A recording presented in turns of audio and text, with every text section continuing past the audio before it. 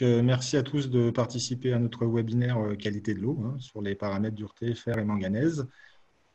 Pour commencer, vous prévenir que la présentation est enregistrée et que nous aurons une session de questions-réponses que vous pouvez poser à l'écrit dans l'onglet QR en bas de votre écran.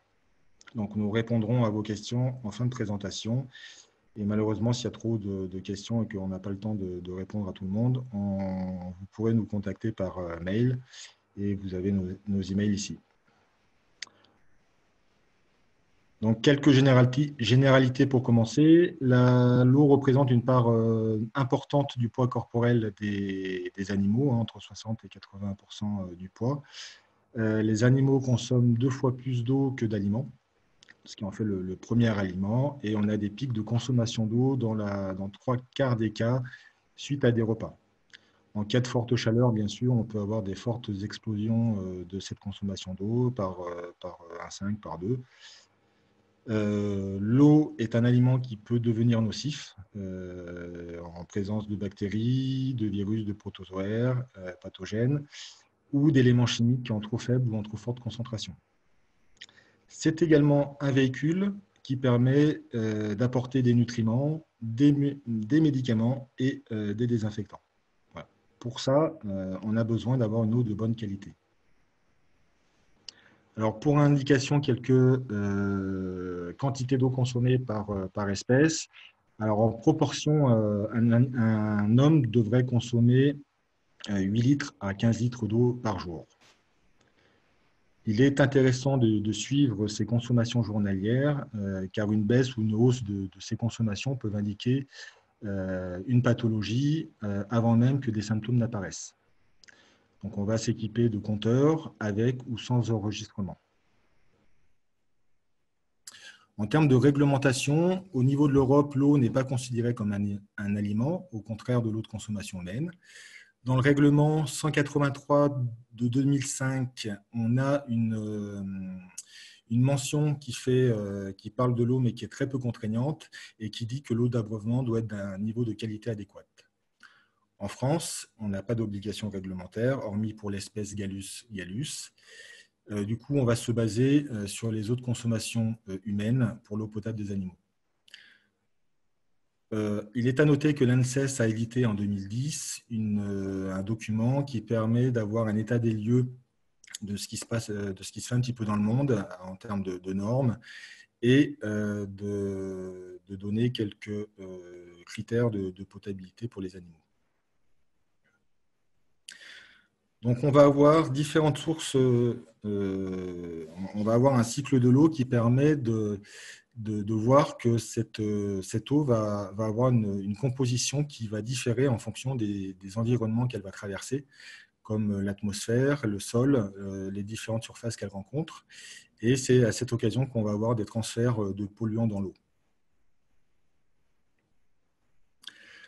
En élevage, on a plusieurs types d'eau. Le premier type, c'est le réseau d'eau publique, délivré par la commune ou par une entreprise privée.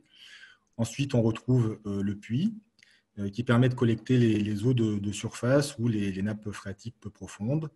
En général, on a un puits qui ne dépasse pas une vingtaine de mètres.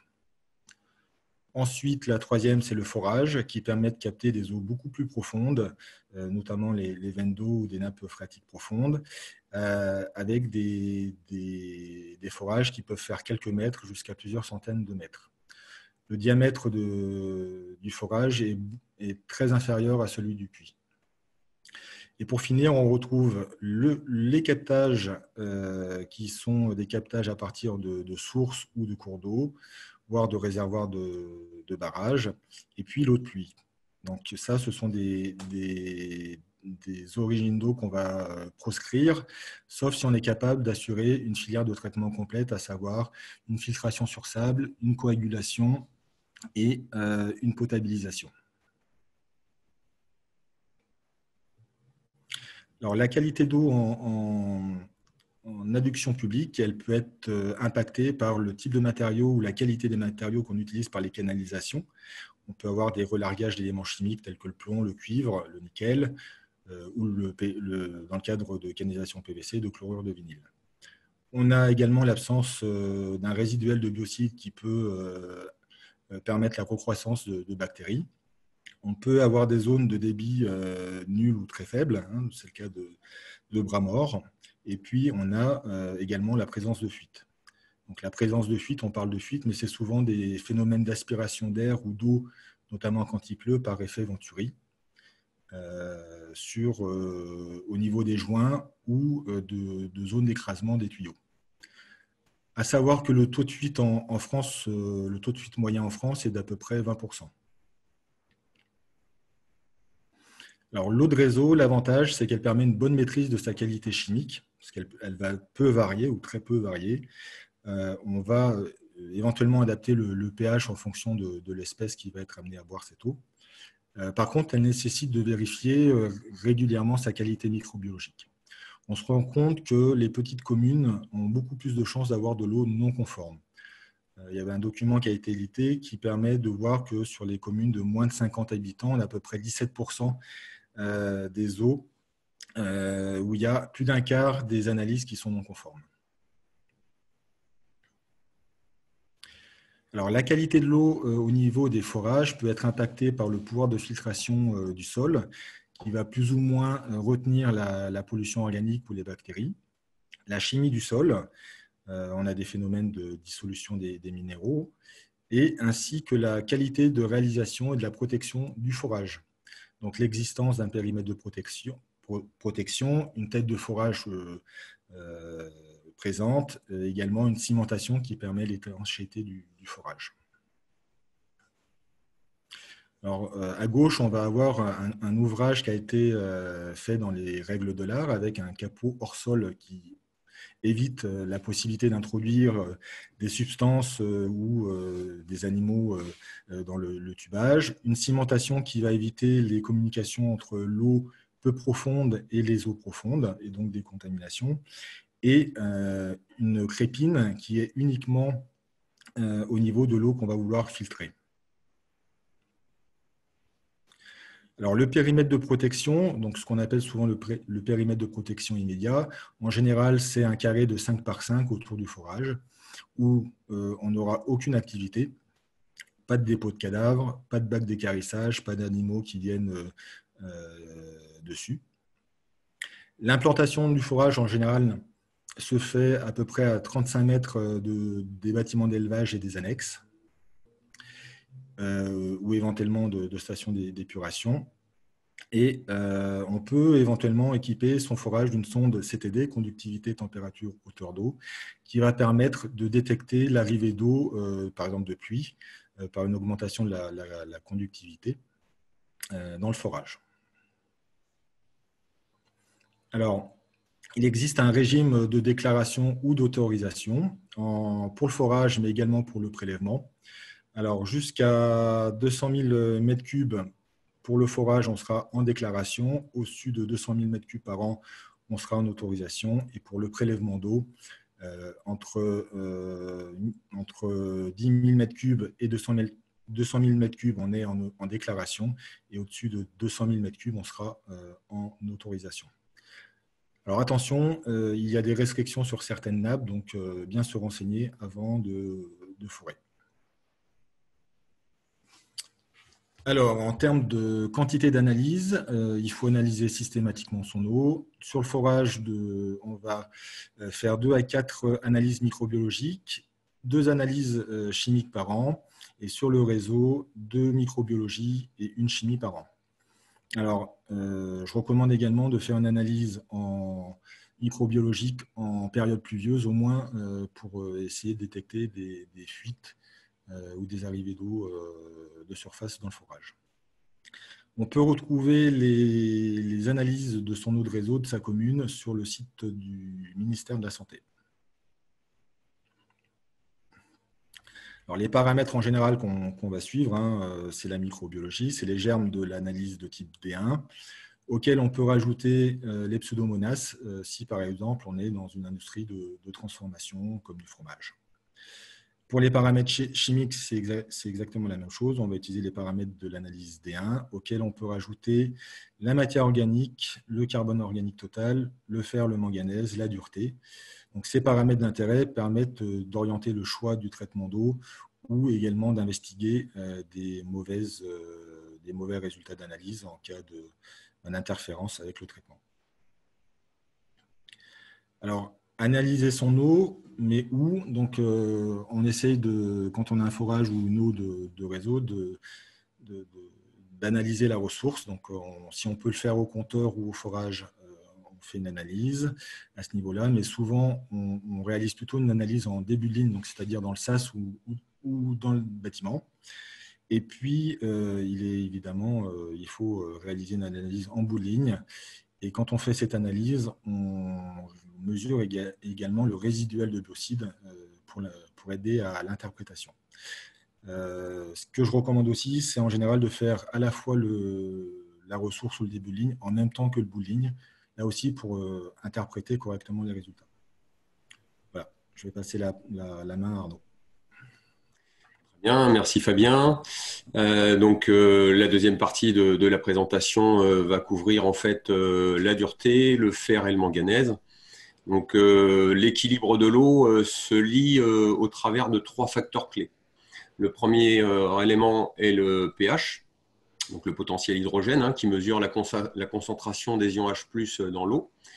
Le TH, qu'on qualifie de titre hydrotimétrique, qui mesure la concentration des ions calcium et magnésium dans l'eau. Et le TAC, qui est le titre alcalimétrique complet, donc qui mesure, lui, la concentration des ions hydroxyle, carbonate et hydrogénocarbonate.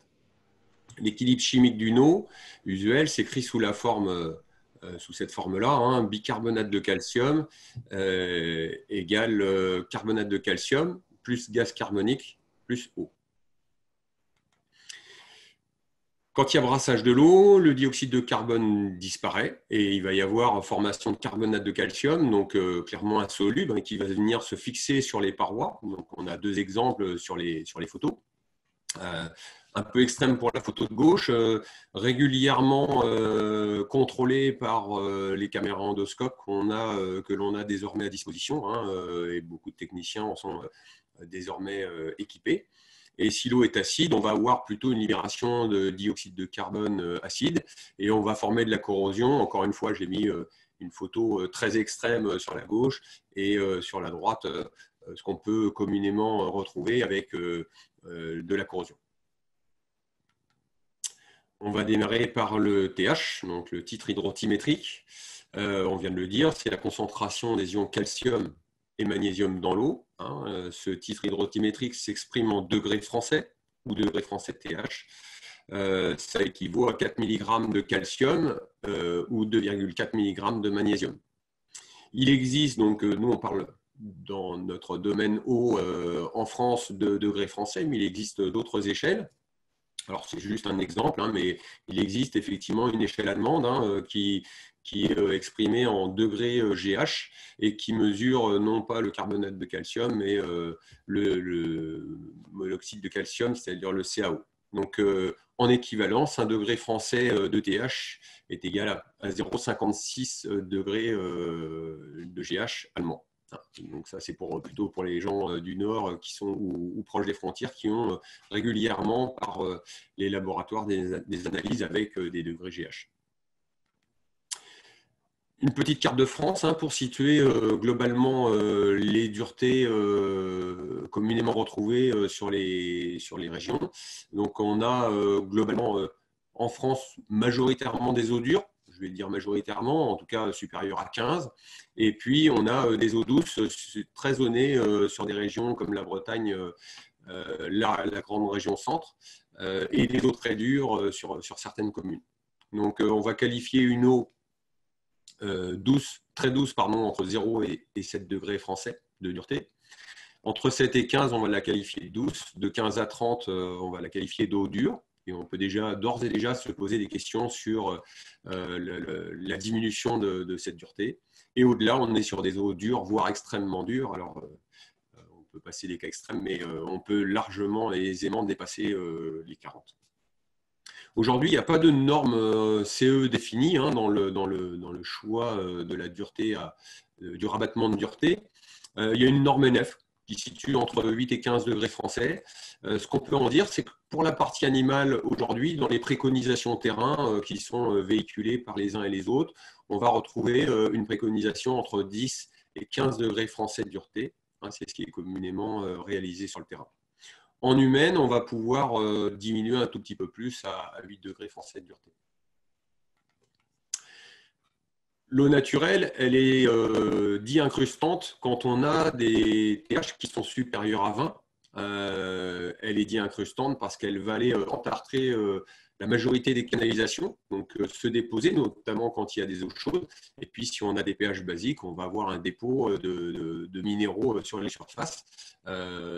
Petit rappel de la photo qu'on a vue tout à l'heure. Il peut y avoir des baisses d'absorption, alors d'oligo-éléments, mais même de diminution d'efficacité des éléments par fixation notamment des ions calcium et magnésium avec certaines molécules. Donc ça peut être les médicaments, les vaccins, mais aussi ça peut être notamment la diététique avec des pertes d'efficacité qui sont importantes. Et aujourd'hui, il est vrai qu'en élevage, alors notamment effectivement peut-être plus en hors-sol qu'en bovin ou qu'en minant, mais il y a beaucoup d'éléments qui sont passés via l'eau de boisson et qui vont être fixés qui vont se fixer avec le calcium et le magnésium. On a exactement les mêmes risques avec des biocides, des détergents et des désinfectants. À l'inverse, quand l'eau est inférieure à 10 degrés français de dureté, elle est qualifiée de corrodante, donc elle a plutôt une tendance à la corrosion. Hein. Il y a des risques de baisse de performance et de pathologies liées à cette dureté extrêmement basse. Alors on retrouve dans certaines régions, on l'a vu tout à l'heure, notamment en Bretagne, mais aussi pour ma part très récemment dans le Nord, des TH qui avoisinent les 1 voire 2 degrés français de dureté. Donc là, on va rencontrer des problèmes d'ossification tendineux, ligamentaires, et puis encore une fois, des mauvaises assimilations de vitamines, d'oligo-éléments.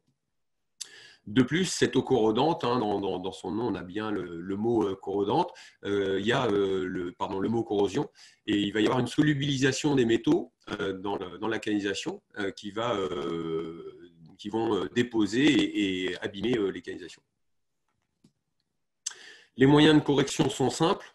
Quand on a une eau trop douce, on va essayer et tenter d'augmenter la minéralisation de l'eau en passant sur un substrat calcique. Donc, on va recharger l'eau en fait avec éventuellement des chlorures de calcium ou des chlorures de magnésium. Et puis, on va augmenter le pH. Sur des eaux dures, on va diminuer cette minéralisation en captant les ions calcium et magnésium sur des résines qu'on appelle des résines cationiques. Donc, le principe d'un adoucisseur, puisque là, on va parler d'adoucissement de l'eau, c'est un échange, donc c'est purement de la chimie, hein, c'est un échange de calcium et de magnésium qui vont être fixés sur la résine par du sodium que la machine aura pompé au travers d'un bac de mélange. Ce qu'on peut retenir, c'est qu'un litre de résine, globalement, retient 5 à 6 degrés français de dureté. Et pour régénérer ce litre de résine qui a fixé le calcium et le magnésium, il nous faut 160 grammes de sel. Voilà. En règle générale, on va commencer à adoucir. Pour obtenir du 10 à 15 degrés français de dureté, généralement en élevage, on commence à adoucir au-delà de 20 degrés français de dureté. Alors, qu'est-ce qu'un adoucisseur, hein? Il existe deux types, ce qu'on appelle les adoucisseurs monoblocs ou simplex, avec interruption de traitement pendant la phase de régénération. La phase de régénération, c'est la phase de nettoyage du filtre. Et ils vont être utilisés sur des faibles consommations, c'est-à-dire ces monoblocs simplex sur des consommations de moins de 5 mètres cubes jour. À l'inverse des duplex, qui vont permettre une mise en service 24 heures sur 24, étant donné qu'une bouteille va adoucir pendant que l'autre est au repos et vice-versa pendant le détassage. Donc là, ça va être principalement utilisé sur des consommations d'eau supérieures à 5 mètres cubes jour. On a parlé de la remontée de TH, je passe très rapidement, mais effectivement, on peut injecter du chlorure de calcium pour remonter cette dureté, préférentiellement chlorure de calcium en élevage, et il faut globalement 100 grammes de chlorure de calcium par mètre cube d'eau traitée pour remonter une dureté de 9 degrés français. On parle de TAC. Donc le TAC, c'est le titre alcalimétrique complet. C'est effectivement le pouvoir tampon de l'eau qui comprend les ions hydroxyle ou H-, carbonate et hydrogénocarbonate. Ça s'exprime aussi en degrés français, puisqu'il y a une liaison directe avec le TH.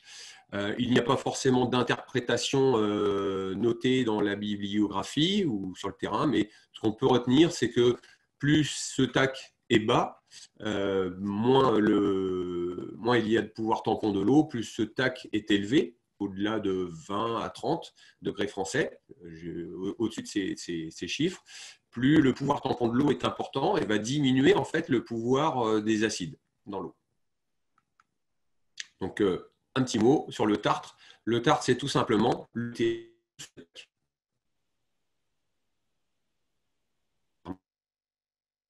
extrême, une fixation de ces éléments-là avec des beaux dessins.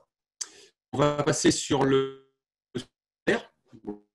Le fer est un élément qui colore l'eau de façon orange, voire rouge dans certains cas. Il y a peu de conséquences sur une eau peu ferrugineuse. Par contre, dès qu'on va retrouver du fer dans l'eau, c'est-à-dire au-delà de 0,2 mg par litre, et donc sur des dosages supérieurs à 1 mg, on va avoir une dégradation des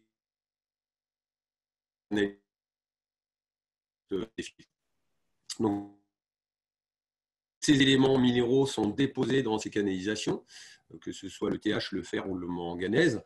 On va avoir un système d'accroche pour le biofilm qui va permettre à ce biofilm de se développer plus facilement. L'impact sur la santé des animaux, donc effectivement, on va avoir une baisse d'appétence sur certains lots. On note des baisses d'appétence et de consommation en eau liées à la grande quantité en fer. Et puis un impact sur la distribution des produits, quels qu'ils soient, puisque cette présence de fer va, comme on l'a dit tout à l'heure, fixer tout un tas de molécules. Donc la déferrisation, c'est une transformation, une oxydation du fer ferreux en fer ferrique. Et puis ensuite, on va le retenir sur un filtre à sable. Donc la norme humaine est à 0,2 mg et globalement en élevage, on va déferriser à partir de 0,5 mg par litre. Donc je viens de le dire, pour aller peut-être un tout petit peu plus vite, il y a une oxydation du fer soit par injection d'air, soit par aération naturelle, c'est-à-dire éclatement de l'eau, soit éventuellement par des réactifs chimiques, donc permanganate de potassium ou chlore, et ensuite on va filtrer sur un filtre. Il existe deux méthodes de déferrisation, soit biologique, soit chimique. Je vais aller très vite sur cette diapo-là. On peut retenir que la méthode de déferrisation biologique, pour cette méthode de déferrisation biologique, on a besoin d'un pH se situant entre 5,5 et 7,2, avec un potentiel redox se situant entre 100 et 300 millivolts. Concernant la déferrisation chimique, ce qui est majoritairement fait aujourd'hui, on a des pH à partir de 7,2 avec des redox supérieurs à 200 millivolts. Pour le matériel, il existe plusieurs types de matériel, 3 types de matériel. Sur des déferrisations inférieures à 1 mg, on va utiliser une bouteille avec un média filtrant. Donc, c'est un sable enrobé qu'on appelle le MTM, par exemple, ou de la zéolite de manganèse.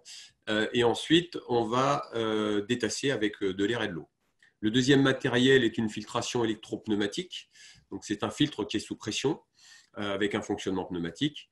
Et on va pouvoir soit déferriser avec un média filtrant monocouche ou avec un média filtrant multicouche. Pour cela, il y a des pH d'utilisation pour pouvoir utiliser ces deux médias filtrants. Et le dernier, c'est un matériel qui a quelques années maintenant, que certains connaissent. C'est une filtration gravitaire sur lit granulaire, c'est ce qu'on appelle la microstation.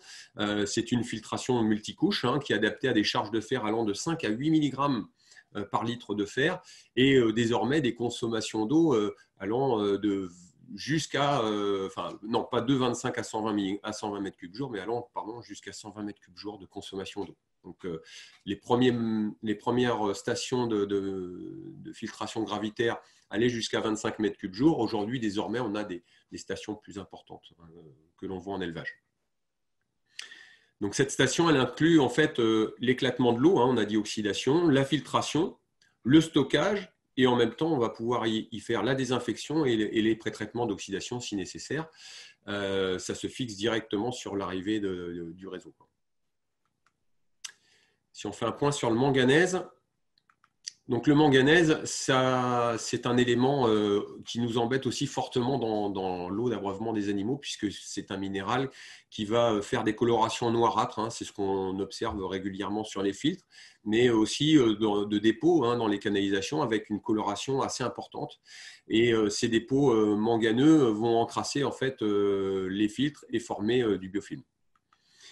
Les éléments d'impact sur la santé des animaux et de fixation avec les produits que l'on distribue dans l'eau, les médicaments, les vaccins et le nutritionnel sont identiquement, globalement les mêmes qu'avec le fer. Les moyens de correction ressemblent à celles qui sont véhiculées, notamment sur le fer. Il y a une oxydation qui va être faite du manganèse, alors éventuellement avec du permanganate de potassium ou avec d'autres éléments, je vais en parler juste après, et une filtration sur sable.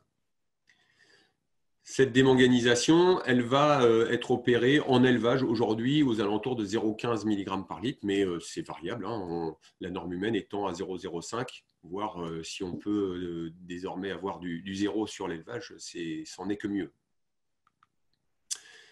Il existe deux méthodes, hein, biologiques ou chimiques, comme pour le fer. Des pH supérieurs à 7,4 pour la méthode biologique, avec des potentiels redox supérieurs à 400 mV. Hein. Et puis pour la méthode chimique, plutôt des pH aux alentours de 8, avec des redox supérieurs à 200 mV. Le principe, c'est transformer le manganèse manganeux en dioxyde de manganèse, et on va oxyder, le faire précipiter et ensuite filtrer sur sable ou sur un média filtrant. Le matériel de démanganisation, il existe un kit de dosage, donc on va injecter en fait du permanganate de potassium ou du chlore, donc c'est l'élément supplémentaire, pour complémenter l'oxydation, et on va filtrer en milieu basique. On va neutraliser si éventuellement il y a besoin. Il existe ensuite des filtres automatiques qui sont mis sous pression en monocouche, et donc là, on va régénérer avec éventuellement le permanganate de potassium. Une petite conclusion, nous avons parlé effectivement des éléments dureté, fer, manganèse. Ce sujet nous a semblé très important de faire un point, parce qu'en fait, en 2020, il est vrai qu'il y a encore un gros travail à faire sur l'eau, même si petit à petit, chaque année, chaque visite d'élevage fait avancer et les structures avancent les unes après les autres sur le sujet. C'est un des éléments que l'on note hein, sur le terrain, qui fait que certains éleveurs n'ont toujours pas d'eau potable pour leur élevage, hein, que ce soit alors en bovin, enfin, notamment en ruminant, mais on a encore des élevages en porc, enfin hors sol, porc ou volaille, qui n'ont pas des eaux de bonne qualité. Ils ne traitent pas leur eau, donc on a encore aussi des élevages qui ne sont pas traités soit chimiquement, soit bactériologiquement.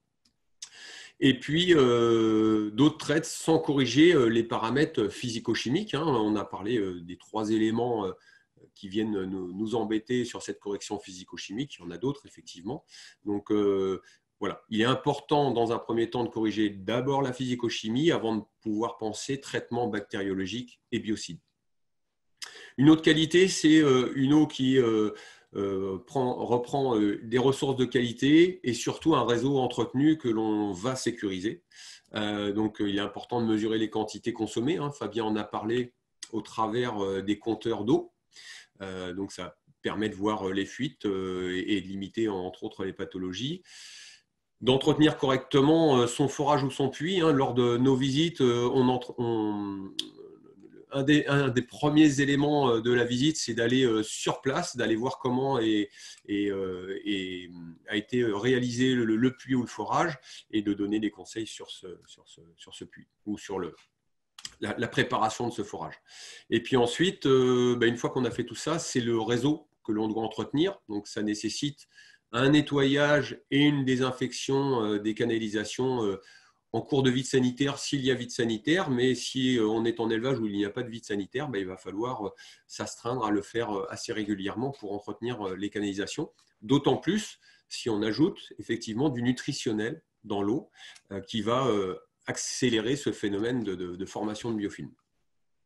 Et puis ensuite, les analyses d'eau sont là pour adapter le traitement en fonction de la partie physico-chimique. Voilà. On doit mesurer dans un deuxième temps, une fois qu'on a géré tous ces paramètres et que l'on a mis le biocide en place, le contrôler au moins une fois par semaine. Ça permet de contrôler le bon fonctionnement de la pompe doseuse, mais aussi de contrôler la bonne quantité de chlore, de peroxyde, d'oxydants que l'on va retrouver en boulie. Et puis le dernier point, c'est l'analyse d'eau qui va être faite ponctuellement en cas de baisse de performance ou de maladie. Donc voilà, la correction de ces éléments est prépondérante dans l'amélioration de la santé et du bien-être des animaux. Hein, ça, c'est un point important. Et puis, bien entendu, dans l'amélioration du revenu de l'éleveur, puisque ça le touche de très près par rapport à l'amélioration de la santé des animaux. Donc, l'état d'encrassement des canalisations, on vient d'en parler, l'efficacité du traitement de l'eau, et puis l'efficacité des traitements annexes que l'on va adjoindre dans ces canalisations. Donc, pour nous, l'amélioration de la qualité de l'eau contribue forcément à limiter l'utilisation des antibiotiques. Et le train est en marche depuis quelques années pour limiter l'utilisation de ces antibiotiques en élevage et s'intègre parfaitement dans la démarche alterbiotique que véhicule le groupe Cristal depuis plusieurs années. On va laisser place aux questions. Donc, je vais revenir. Je vais revenir sur la diapositive. Laurent, on va te laisser prendre la main si tu as pu. Bon. Normalement, tout le monde doit m'entendre. Merci Arnaud et merci Fabien. Vous avez respecté quasiment le timing à 2 minutes près, donc merci à vous. C'est la petite coupure de milieu qui fait que… Voilà. Pas mal de questions. Alors, elles ne seront peut-être pas toutes traitées, mais on reviendra sur toutes les questions qui n'auront pas pu être traitées. Alors, un petit peu en vrac, installation d'un déferriseur avec une analyse d'eau inférieure à 1 mg. Est-ce qu'on fixe aussi bien le fer 2+ que le fer 3+? Donc, si on peut répondre, on va fixer, on va transformer, je l'ai dit tout à l'heure, le fer ferreux en fer ferrique. Et donc, on va fixer les éléments transformés par oxydation. Donc, on fixe l'ensemble du fer, puisqu'il a été transformé. D'accord. Toujours un petit peu dans les questions fer. J'ai un résultat d'analyse d'eau de fer à 0,5 mg. Question, je dois déferriser? Alors, pour ma part, oui, il y a des questions à se poser. Alors, conjointement avec le technicien, le vétérinaire qui suit l'élevage, il est évident qu'il y a des questions à se poser. Ça nécessite de voir l'intégralité de l'analyse d'eau et pas seulement que le paramètre fer. Donc, la réponse est oui, mais sur un suivi plus précis des autres paramètres qui rentrent en ligne de compte. On l'a vu tout à l'heure. D'accord. Toujours un petit peu dans les questions fer. A-t-on une idée du coût d'une installation d'une microstation pour traiter 20 m3 d'eau par jour? Oui, on a forcément une idée. Je ne voudrais pas dire de bêtises, mais 20 m3 d'eau. Une fourchette, peut-être qu'il faut pour répondre à… Ouais, je vais aller justement donner une fourchette qui va se situer entre 10 et entre 8 000 et 15 000 euros. D'accord. C'est large, c'est du simple au double, donc ça nécessite encore une fois de vérifier d'autres paramètres qui rentrent en ligne de compte. Et toujours dans la microstation, quel est l'intérêt de la microstation par rapport à une déferrisation plutôt classique qu'on pouvait trouver avant? Alors, il y a un point important sur la microstation, c'est que l'on va pouvoir, encore une fois, si les paramètres pH, potentiel redox sont respectés, sont dans les clous, on va pouvoir effectivement enclencher le processus biologique qui est plus intéressant éventuellement qu'un processus chimique. Donc ça, c'est le premier point. Je peux aller sur une diapo que j'ai effectivement masquée parce que je ne l'avais pas. Hop. Si je peux, hop, je vais aller chercher une diapo que j'avais masquée, ne sachant pas si on avait assez de temps. Alors, je vais la mettre. Non, mais il y a pas mal de questions, Arnaud. Peut-être qu'on Oui. répondra. C'était juste pour répondre peut-être un tout petit peu plus précisément. Le différentiel biologique chimique, notamment pour la microstation, l'avantage, c'est que la vitesse de filtration est plus élevée. On a des capacités de rétention qui sont beaucoup plus importantes avec un risque de colmatage qui est moins important qu'en chimique. Et un des points importants, ça va être effectivement l'intérêt, c'est que là, l'éleveur peut lui-même intervenir sur la microstation sans forcément une intervention extérieure coûteuse en maintenance. D'accord.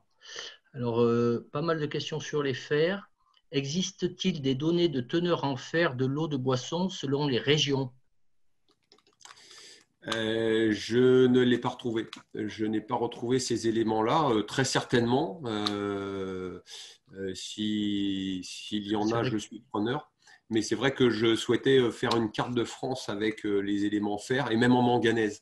Mais les éléments manganèse, TAC et autres éléments que l'on est amené à proposer dans les analyses d'eau sont récemment recherchés, notamment pour le manganèse. Il était usuellement, notamment au sein des laboratoires, recherché pH, TH, fer. Et aujourd'hui, dans nos analyses d'eau, on propose, mais ça rentre dans les mœurs et c'est fait systématiquement, une recherche de 10 paramètres que comprend le pH, le TH, le fer et le manganèse, mais le TAC, la conductivité, la turbidité et la matière organique, entre autres, nitrate, nitrite. Voilà, c'est cette analyse d'eau qui est globale qui va nous permettre de mieux répondre un peu à toutes les questions qui viennent d'être posées. Peut-être une question aussi, peut-être Fabien, si tu m'entends. D'après vous, quelle est la proportion d'éleveurs bovins qui réalisent des analyses minérales de leur eau? Elle est faible. Ouais. Elle est faible aujourd'hui. Je vais te laisser la parole, Fabien. Elle est faible aujourd'hui. On intervient effectivement sur tout type d'élevage. Et aujourd'hui, il y a très peu d'analyses d'eau qui sont faites en bovin. Il y a pour moi une intervention sur 10 qui aboutit, j'allais dire, en termes d'installation de matériel pour la physico-chimie et même pour l'aspect bactériologique. Donc, il y a un très, très gros travail à faire en ruminant. Fabien, vas-y, si tu veux. Je pense qu'on peut compléter en disant qu'effectivement, c'est sans doute très faible. Alors, je n'ai pas de chiffres à proposer, mais c'est encore moins vrai en allaitant qu'en laitier. En laitier, ils sont un petit peu plus en avance parce qu'ils ont plus l'habitude de faire des analyses d'eau, notamment pour le matériel de traite. Et il y aura dans les années à venir des gros soucis avec les eaux, l'eau en règle générale, par manque. Je vois des régions comme la Creuse où on a ou des captages ou des forages qui, début août, sont secs, quoi, et ça devient catastrophique. D'accord. Toujours, il nous reste encore quelques minutes. Beaucoup de questions. Dans une eau trop riche en fer ou en manganèse, quel est le risque si l'on apporte un nutritionnel contenant du sucre? Entre parenthèses, comme un réhydratant. Le risque est… Enfin, on a tout à l'heure évoqué les risques de fixation de ces éléments-là sur le fer et le manganèse. Et donc, ces nutritionnels vont être en partie fixés vont être en partie fixés, et le risque, c'est une baisse d'efficacité, tout simplement. Et générer du biofilm par là même. Oui, parce que du fer dans les canalisations aussi. Oui, tout à fait. Question, en installant un adoucisseur, est-ce que je vais baisser mon TAC? Non, on ne va pas baisser le TAC, on va en fait, on va diminuer la quantité de calcium et de magnésium dans l'eau, mais pas forcément le TAC, les carbonates et les hydrogénocarbonates. Par contre, on va limiter effectivement la fixation du calcium et du magnésium dans les canalisations. Ok. Une question pour la poule pondeuse. Quels sont les éléments qui affectent le plus la qualité d'œuf? Pas la qualité d'eau, mais la qualité d'œuf. C'est une question à multiples réponses. Oui. C'est une question à multiples réponses parce que comme on l'a évoqué, pour moi, le premier paramètre, et il est de loin le principal, c'est effectivement le dépôt dans les canalisations qui va aider à la génération, à la fabrication de ce biofilm. Et donc, la première chose qui va impacter en fait la production, hein, que ce soit effectivement de poulet ou d'œufs pour la poule pondeuse, c'est le risque pathologique. Donc, le risque pathologique, il est lié effectivement au relargage ou à l'ouverture de ce biofilm dans la canalisation qui va potentiellement relarguer des bactéries pathogènes. Et ces bactéries pathogènes risquent d'impacter directement la poule, indirectement la production d'œufs. D'accord. Alors, on n'aura peut-être pas pu répondre à toutes les questions. Sachez, toutes les questions posées, il y aura une réponse de la part des conférenciers de Géosan. Peut-être une petite dernière qui ne doit pas prendre trop de temps pour répondre. Si je n'ai pas d'analyse d'eau, est-ce que je peux voir si j'ai du manganèse ou pas? Oui, on en a parlé tout à l'heure. La seule possibilité visible, c'est ce manganèse qui va venir se fixer alors, en dépôt sur les canalisations ou sur la filtration, s'il y a une filtration sur l'élevage.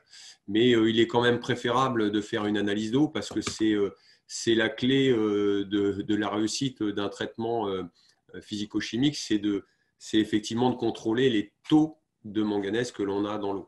Donc là, sur la question manganèse, s'il n'est pas visible, si on n'a pas cette partie de dépôt sur la canalisation ou la filtration, voilà. Okay. Il vaudra mieux faire une analyse d'eau. Je complète rapidement. Souvent, on s'en aperçoit également dans les réservoirs d'eau, hein, là où l'eau stagne le plus et le plus en contact avec l'air. Ok. Eh bien, le timing est respecté parce qu'on nous a demandé de pouvoir arrêter la présentation et les questions à 45. Il est 45 ou 46. Les questions où on n'a pas pu répondre seront répondues, évidemment, comme je le disais tout à l'heure, par les conférenciers. Un grand merci à vous, Arnaud et Fabien, et surtout un grand merci pour la présence des nombreux participants. Et puis en espérant surtout que cette présentation vous a apporté les informations sur lesquelles vous étiez venus à la réunion et que Géosan reste à votre disposition pour des questions ultérieures, même après cette présentation. Merci beaucoup pour votre écoute. Merci à tous. Bonne fin de journée. Au revoir. Au revoir.